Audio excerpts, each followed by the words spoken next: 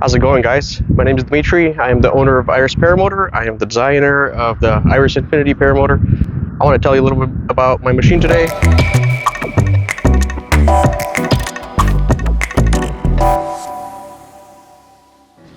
In this video, I want to talk about the Iris Infinity frame, and we're going to talk about how all these features combined make it the best flying experience.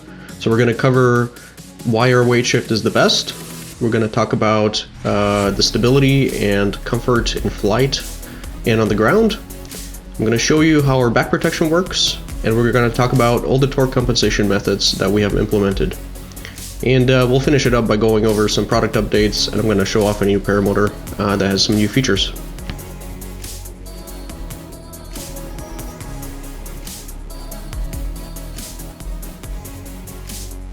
Alright, so first let's start out by looking at a disassembled machine so you can see easier where there's no harness in the way. The first thing you'll notice is that our machines have a pretty wide distance between the two swing arms. We do this for two reasons. Number one is it allows us to have a lot more weight shift authority, which gives you greater control of the glider. The other reason is for bigger pilots, what ends up happening is normal swing arms on other machines, they start to pinch the sides at that point. And so this makes our machine more roomy, more comfortable, and most importantly, it gives us the most weight shift authority in flight combined with our swing arms. So as you can see from this perspective, the distance between the arms is quite a bit wider than a lot of machines. And so we do this also to combine with our unique swing arms. Our swing arms move up and down, but they also can move three-dimensionally. Now you might say, okay, there's other paramotors that do this, but not quite. So our swing arms, when you're flying normally, when you're just cruising or just doing regular turns, they only move up and down. And so this allows us to use regular riser offsets to do torque compensation. But at the same time, as you start pulling G's, it allows the swing arms to move. Now what's really important about this is that it makes them extremely strong, because when the swing arms are loaded, they will get loaded in the direction of that load. And so if you're pulling a lot of G's, rather than this part of the swing arm being locked and prevented from moving, only moving up and down, if there's any twisting forces, it allows the swing arm to point in that direction. And so as a result, you get a really strong, probably the strongest configuration of the rear attachment that you can get.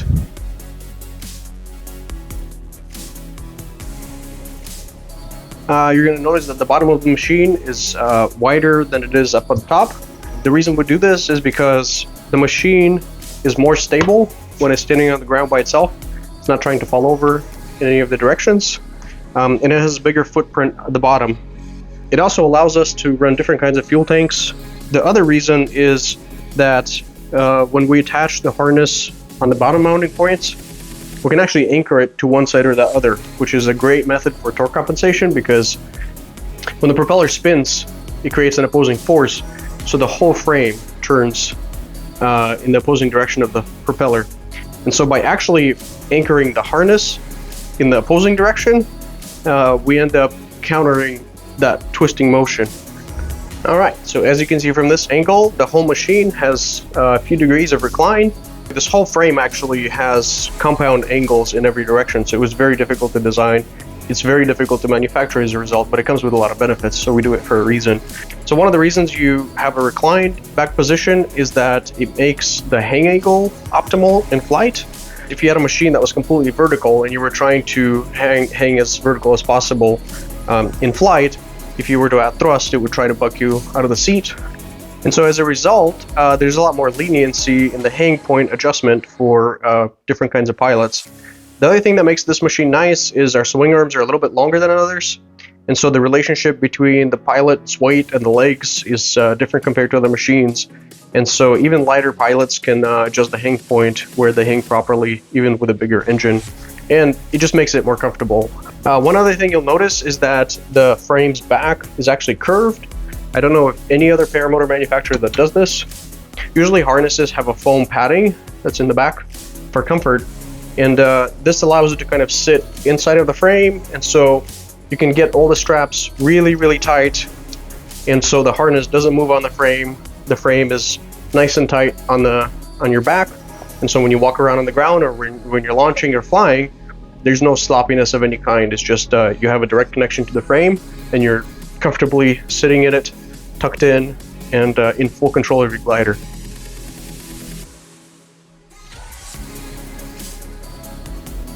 Alright, so this last one is kind of obvious, and honestly, I'm really surprised that more manufacturers don't do this, and this isn't standard practice. And I honestly don't know if it's a desire to save as much weight as possible. I personally think there are places to cut weight. I've been able to put this machine into the lightweight category. There are places that should not ever save weight. Our frames have a back protection plate that is actually welded to the frame, all the way down from the top to the bottom where the pilot sits. And so because the whole harness is tucked in and you're firmly clipped into the machine, no matter what happens, even if you fall straight back, there isn't anything that your back can contact because the frame protects it. Alright, I want to quickly touch base on all the torque compensation methods that we implement on the Iris. There's quite a few. There's a lot more than there's usually on different machines. And you can mix and match to tune the machine to whatever you like, to your body weight, to your flying style, to your engine. So we'll start out with the most basic, which is your normal riser offset blocks on the swing arms. The second method is similar. The cups on the frame that the swing arms attach to, they are offset on one side further than the other. So if you have a belt-driven engine or a gear-driven engine, one swing arm on one side will be offset further to help compensate for torque. Another method we use, which is not on this machine, is some machines have D-shackles, like this one. I use D-shackles because I fly pretty aggressively sometimes and I pull a lot of Gs. But there's also a configuration that allows you to use riser offsets, which are up here. They hang the harness higher up. That configuration works better for heavier pilots, and it moves the whole harness over to one side, inducing a weight shift in the opposite direction of torque.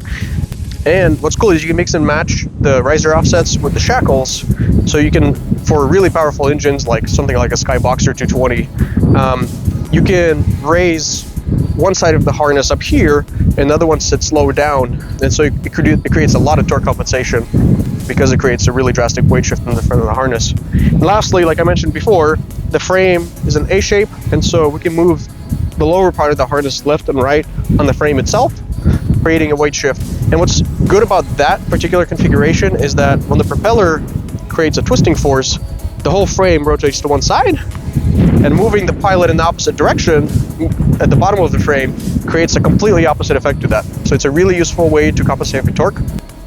Alright, so we keep talking about frame geometry. I wanted to show off this little beauty that we just finished. It is the first Iris Infinity that comes with the brand new carbon fiber swing arms. These are solid carbon fiber swing arms, and so they're about a pound lighter. Perfect combination for this Atom 80 machine, which weighs nothing. You can literally lift it with one hand, and you forget that you're wearing it when you're ground handling. If you have not flown an Atom 80, I highly recommend it. At 175, I fly it with a Dudek Snake 20 meter, and I have plenty of power to climb out and do whatever I want with it. And so it has a lot more power than you think. Anyway, what's also nice is that our swing arms, both metal and carbon fiber, can be ordered in a standard configuration where they just move up and down. They don't move side to side. And also, all of our paramotors now get to come with the top tier, best of the best paramotor harnesses, which are Dudek Power Seat Lights. These harnesses are extremely comfortable, and they come branded with their logos. And I'm super stoked that we finally have them and are able to offer them to you. It comes with a reserve container built in. The speed bar pulleys are absolutely amazing. By the way, fun update, we're working on a brand new speed bar, which is going to be probably the best speed bar that exists. So stay tuned for that, stay tuned for other products. There's another product on here that I haven't talked about yet that will be coming out. So thank you for watching, I really appreciate it. Hopefully you learned something new about our paramotors, and I hope to see you fly one in the field one day. So thanks again.